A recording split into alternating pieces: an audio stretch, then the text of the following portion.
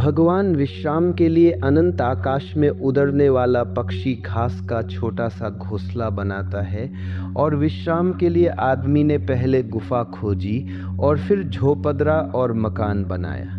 और आप आज अनहद में विश्राम क्या है ये हमें समझाने की कृपा करें। आनंद मैत्रेय, विश्राम के लिए पक्षी घोंसला बनाए, इसमें तो कुछ भी अदर्शन नहीं, क्योंकि घोंसले में किया गया विश्राम आकाश में उड़ने की तैयारी का अंग है। आकाश से विरोध नहीं है घोंसले का।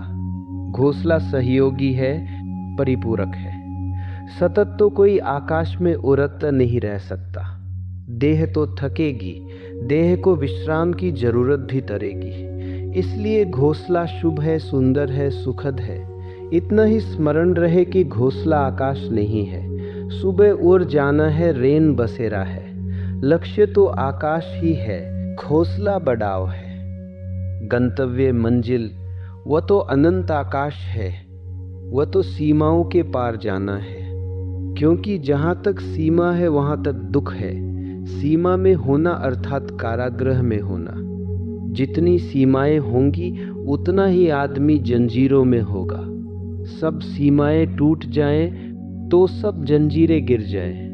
कारागृह से इस मुक्ति के उपाय का नाम ही धर्म है। संसार का अर्थ है कारागृह से चिपट जाना, कारागृह को पकड़ लेना, जंजीरों को आभूषण समझ लेना।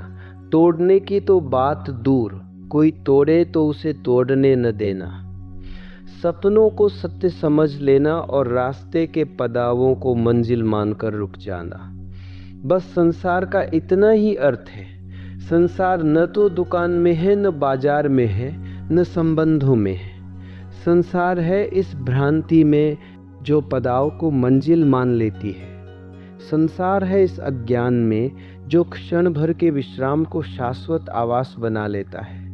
घोंसला बनाओ, जरूर बनाओ, सुंदर बनाओ, प्रीतिकर बनाओ। तुम्हारे सृजन की छाप हो उस पर, तुम्हारे व्यक्तित्व के हस्ताक्षर हो उस पर। फिर घोंसला हो कि झोपड़ा हो कि मकान हो कि महल हो, अपनी सृजनात्मक ऊर्जा उसमें उंडे लो।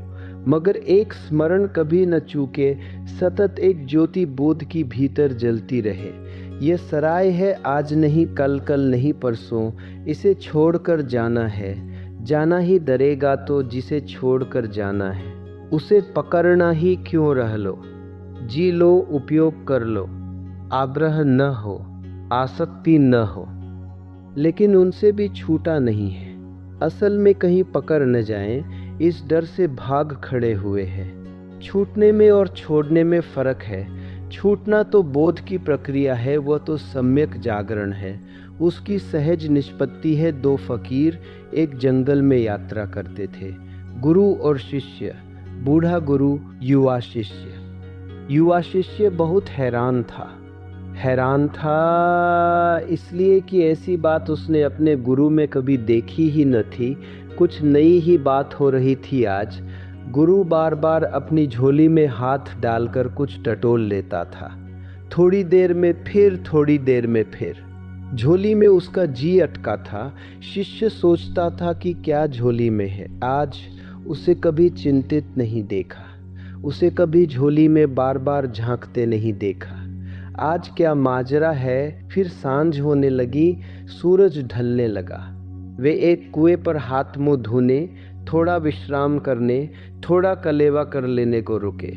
गुरु पानी भरने लगा। झोला उसने अपने शिष्य को दिया और कहा, जरा संभाल कर रखना। ऐसा भी उसने कभी कहा न था। झोला यूं ही रख देता था।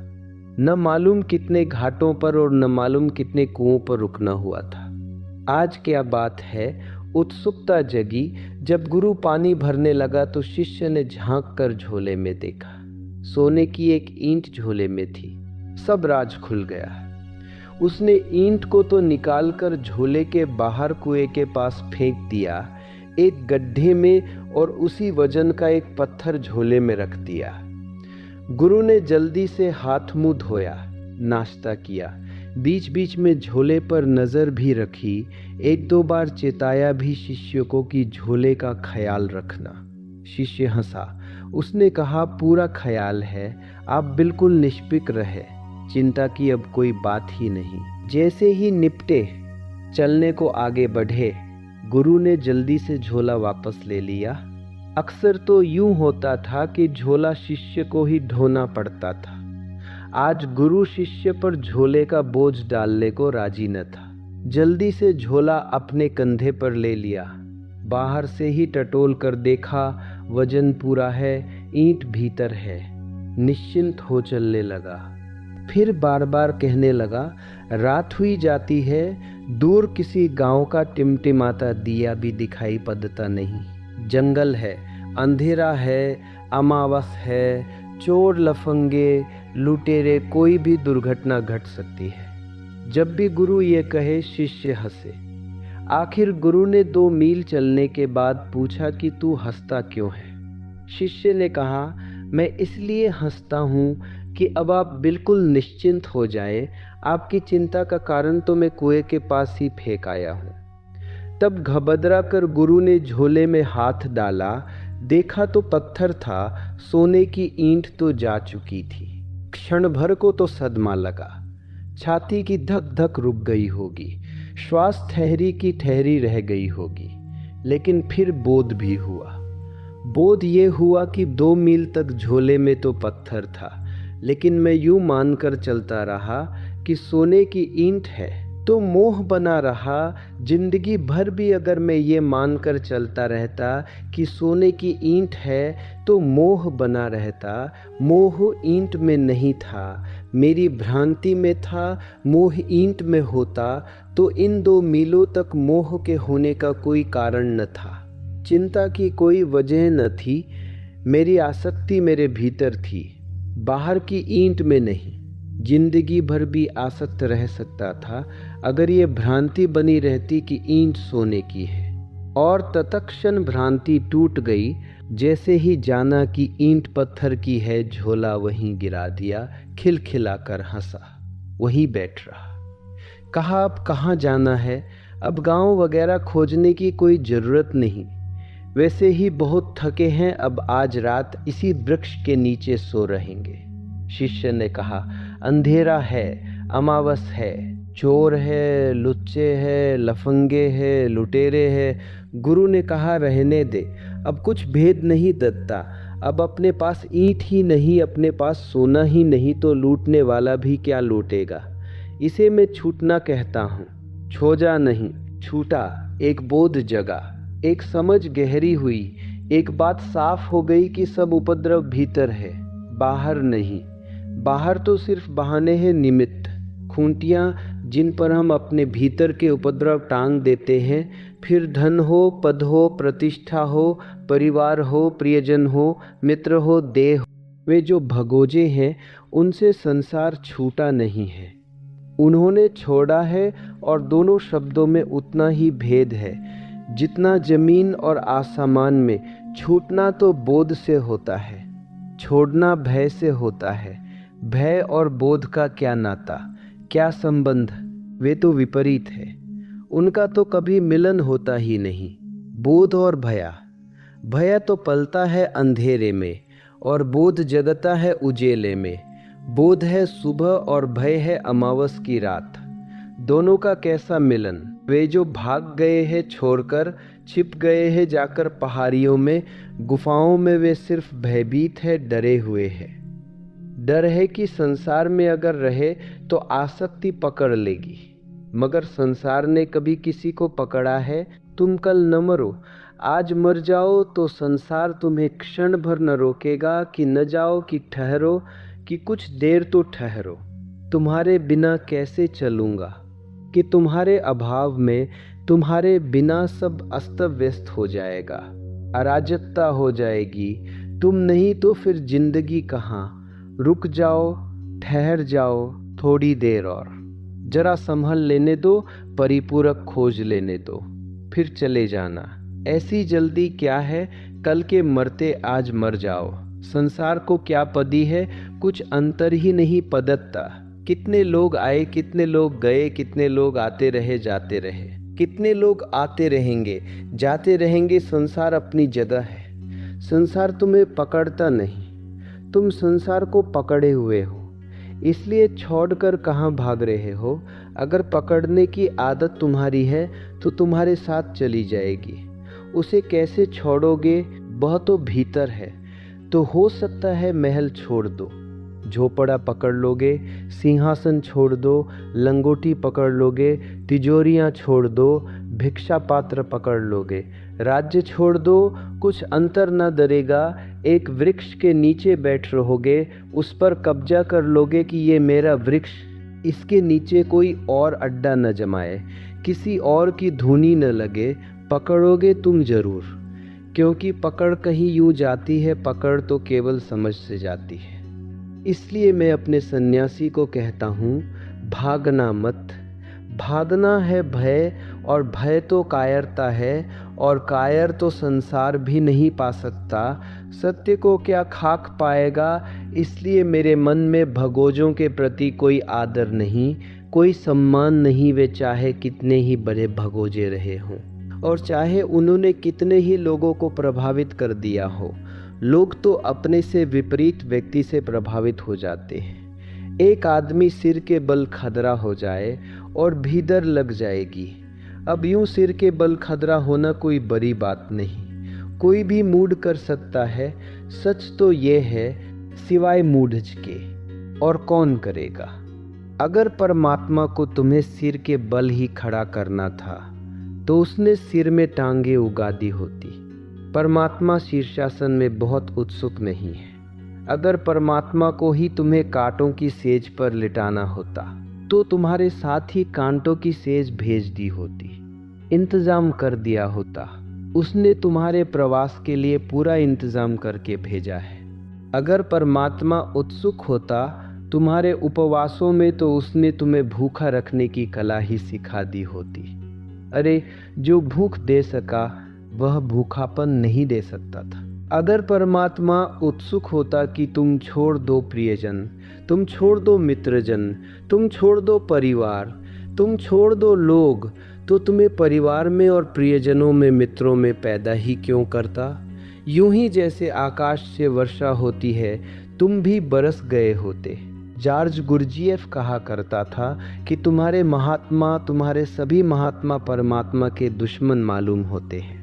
परमात्मा एक काम करता है, तुम्हारे महात्मा उससे उल्टा काम करने को बताते हैं। लेकिन राज है, राज यह है कि परमात्मा तो तुम्हें सहज, स्वाभाविक बनाता है। महात्मा तुम्हें असहज, अस्वाभाविक बनाते हैं, क्योंकि असहज, अस्वाभाविक होकर ही तुम आकर्षण के बिंदु बनते हो। लोगों के लिए तुम्हारे प्रति सम्मान तभी पैदा होगा जब तुम कुछ उल्टा करो। अमेरिका में एक विचारक हुआ, रॉबर्ट रिपले। वह प्रसिद्ध होना चाहता था। कौन प्रसिद्ध नहीं होना चाहता? चाहता था सारी दुनिया उसे जान ले। गांव में एक बहुत बड़ा सर्कस आया हुआ था। सोचा उसने कि सर्कस इतना प्रसिद्ध है, जग जाहिर है, इसके मैनेजर को जरूर कुछ सूत्र पता होंगे प्रसिद्धि के। तो मैनेजर से उसने अलग से मुलाकात ली और कहा कि मुझे भी कुछ राज बताओ, मैं भी प्रसिद्ध होना चाहता हूँ। मैनेजर ने यूं ही मजाक में कहा। सर्कस का ही मैनेजर था, धंधा ही मजाक का था, तमाशबीनी का था। उसने कहा, इसमें क्या खास बात है? तुम अपने सिर के आधे बाल कटा लो और चुपचाप बिना कुछ बोले जमीन पर टकटकी बांधे पूरे न्यूयॉर्क की सड़कों पर चक्कर काटते रहो। 3 दिन बाद आना। 3 दिन बाद वो आया तो साथ में अखबारों की बहुत सी कटिंग भी लाया, क्योंकि अखबारों में तस्वीरें ही छप गईं। चर्चा हो गई गांव में, घर घर में कि ये कौन है आदमी, आधे सिर के बाल कटाए हुए, कौन प्रसिद्ध न हो जाएगा। रिप्ले ने मैनेजर को बहुत धन्यवाद दिया और कहा, अब आगे के लिए कुछ और बताएं। न्यूयॉर्क में तो जलवा हो गया, डुंडी पिट गई। एक बच्चा ऐसा नहीं है जो न जानता हो। गांव-गांव, आस-पास भी खबर फैलने लगी। मैनेजर ने कहा, अब तुम ऐसा करो, एक बड़ा आईना खरीदो, उस आईने को अपनी कमर पर बांध लो, आईने में देखो तो पीछे का रास्ता दिखाई पड़ेगा और बस पीछे की तरफ चलो, आगे की तरफ नहीं। और सारे अमेरिका का चक्कर लगा डालो। और रिप्ले ने वही किया। और चक्कर पूरा होते होते अमेरिका में ही नहीं, सारी दुनिया में प्रसिद्ध हो गया ये कौन आदमी है। और उससे कहा तो बिल्कुल चुप रहना, बोलना है ही नहीं, जितना चुप रहेगा उतना ही अच्छा। बोले तो कहीं बात न खुल जाए। बुद्धिमान आदमी का बोलना अच्छा, बुद्धू का चुप रहे तो बुद्धिमान मालूम होता है। सो रिप्ले बिल्कुल चुप रहा। लाख लोगों ने पूछा, मुस्कुराए, कुछ कहे ही ना। अरे राज की बातें कहीं कहीं जा सकती है, शब्दातीत कहो भी तो कैसे कहो। अनिर्वचनीय प्रवचन से तो मिलती नहीं, बोलने से तो मिलती नहीं, कहने से तो कहीं नहीं जाती, हस्तांतरणीय नहीं, कोई जानने वाला ही जान ले तो जान ले। और मज़ा तो तब हुआ जब रिप्ले ने पाया कि कुछ उसके शागिर्द भी पैदा हो गए, उसके पीछे पीछे चलने लगे। उन्होंने भी छोटी छोटी व्यवस्थाएं कर ली, जिससे जैसा दर्पण बन सका ले आया। अकेला नहीं, अब रिप्ले की एक कतार चलने लगी और वे भी सब चुप। अरे जब गुरु ही चुप है तो शिष्य भी चुप। कुछ भी जो सामान्य नहीं है असामान्य है, जो स्वाभाविक नहीं है अस्वाभाविक है, उससे लोग प्रभावित होते हैं। लोगों को प्रभावित करना अहंकार की बड़ी गहरी अभिप्सा है। ये जो भगोजे हैं, इनसे लोग प्रभावित हुए। इनसे प्रभावित होने का कुल कारण इतना था कि ये कुछ कर रहे थे जो अस्वाभाविक था। स्वाभाविक आदमी से कौन प्रभावित होगा। जापान का एक सम्राट सद्गुरु की तलाश कर रहा था। बहुत तलाश की, सद्गुरु न मिला सो न मिला। जो जो नाम ज्ञात थे, परिचित थे, पहचाने थे, वहाँ वहाँ गया, लेकिन तृप्ति न हुई। अपने बूढ़े वजीर से पूछा कि मैं तो युवा हूँ, तुम तो बूढ़े हुए, तुम्हें तो कुछ पता होगा, कोई तो ऐसा आदमी होगा। वह बूढ़ा हंसने लगा। उसने कहा, आदमी तो है, लेकिन तुम न पहचान सकोगे, क्योंकि सच्चा सद्गुरु बिल्कुल सहज स्वाभाविक होगा। उसमें कोई सींग थोड़े ही निकले होते हैं जो तुम पहचान लोगे। तुम तलाश कर रहे हो किसी उल्टे सीधे आदमी की। लोग तो मिलेंगे बहुत उल्टे सीधे, मगर जो अभी खुद ही उल्टे सीधे हैं, वे तुम्हें क्या लाख उपाय भी करे तो मार्गदर्शन दे सकेंगे। तुम्हें भी और अस्त व्यस्त कर देंगे। तुम वैसे ही अराजक अवस्था में हो, वे तुम्हें और अराजक कर देंगे। मैं एक आदमी को जानता हूँ। सम्राट तो उत्सुक था। वजीर को कहा, मैं चलने को राजी हूँ। वे दोनों गए मिलने उस फकीर को।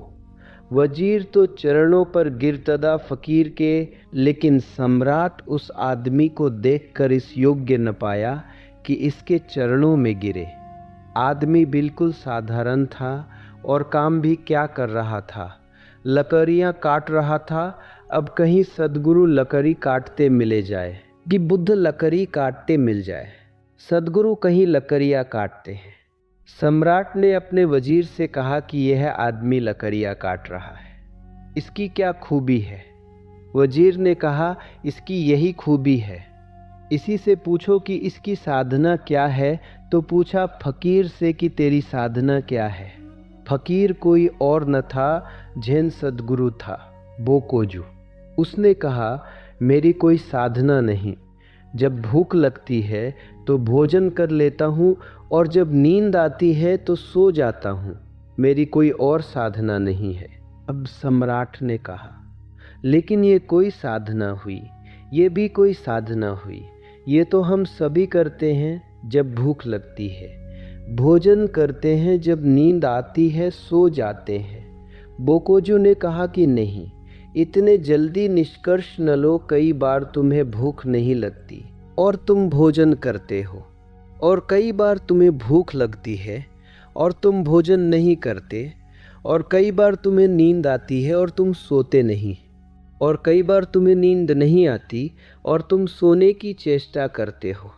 इतना ही नहीं, तुम जब भोजन करते हो तब और भी 1000 काम करते हो, यंत्रवत भोजन करते रहते हो, और मन न मालूम किन किन लोकों में भागा रहता है। और जब तुम सोते हो तब तुम सिर्फ सोते ही नहीं, कितने कितने सपने देखते हो, कहाँ कहाँ नहीं जाते, क्या क्या नहीं करते। मन का व्यापार जारी रहता है। मैं जब भोजन करता हूँ तो सिर्फ भोजन ही करता हूँ, बस भोजन ही करता हूँ। उस वक्त भोजन करने के सिवाय बोकोजू में और कुछ भी नहीं होता। और जब सोता हूँ तो सिर्फ सोता हूँ, उस समय सोने के सिवाय बोकोजू में और कुछ भी नहीं होता। और जब मुझे नींद आती है तो मैं एक क्षण भी टालता नहीं, तत्क्षण सो जाता हूँ।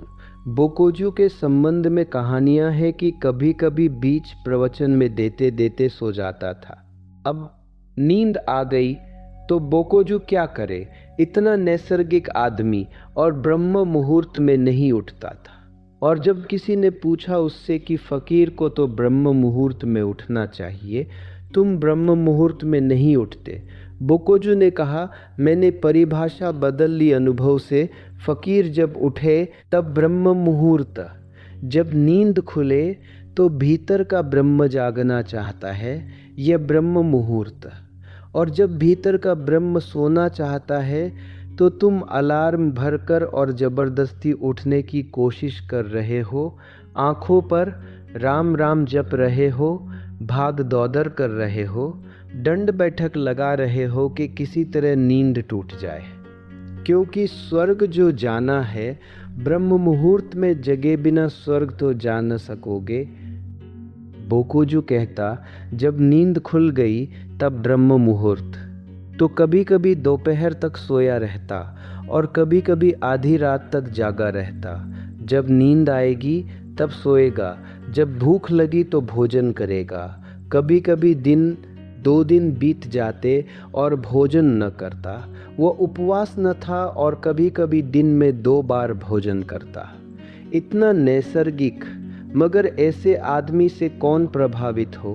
हम तो उल्टे सीधे लोगों से प्रभावित होते हैं। इसलिए भगोदो ने मनुष्य को बहुत ज़्यादा प्रभावित किया।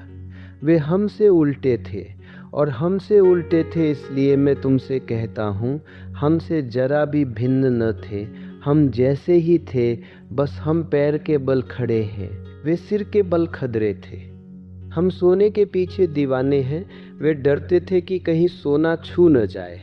हम स्त्रियों के प्रति पीठ करके भागे जा रहे हैं, मगर भाग जारी थी और दोनों का केंद्र स्त्री थी। एक स्त्री की तरफ भाग रहा है, एक स्त्री से भाग रहा है, मगर दोनों की नज़र स्त्री पर अटकी है। एक कहता है कि स्त्री में ही स्वर्ग है, और एक कहता है स्त्री नरक का द्वार है, मगर दोनों के लिए स्त्री महत्वपूर्ण है। किसी के लिए स्वर्ग का द्वार, किसी के लिए नरक का द्वार, मगर द्वार स्त्री ही है। मगर स्त्री से छुटकारा नहीं है, ऐसे न पुरुष से छुटकारा है।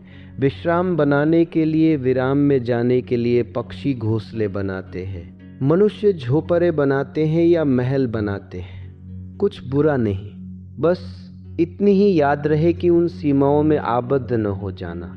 वे सीमाएं तुम्हारी सीमाएं नहीं हैं, कोई सीमा तुम्हारी सीमा नहीं है। रहो जरूर, मगर अतिथि की तरह रहना, आतिथेय मत हो जाना। मेहमान की तरह रहना, मेज़बान न हो जाना। तो फिर तुम जहाँ हो वही सन्यासी हो। आनंद मैत्रेया। तुमने पूछा कि विश्राम के लिए अनंत आकाश में उड़ने वाला पक्षी घास का छोटा सा घोंसला बनाता है। वो उड़ने के लिए ज़रूरी है। उड़ने के लिए शक्ति संयोजित करनी होगी, जागने के लिए सोना होगा, भागने के लिए बैठना होगा, नहीं तो ऊर्जा विनष्ट हो जाएगी। वे घोंसला आकाश का दुश्मन नहीं है, संगी साथी है। आकाश ही है, मगर कोई पक्षी घोंसले को पकड़कर नहीं बैठ जाता।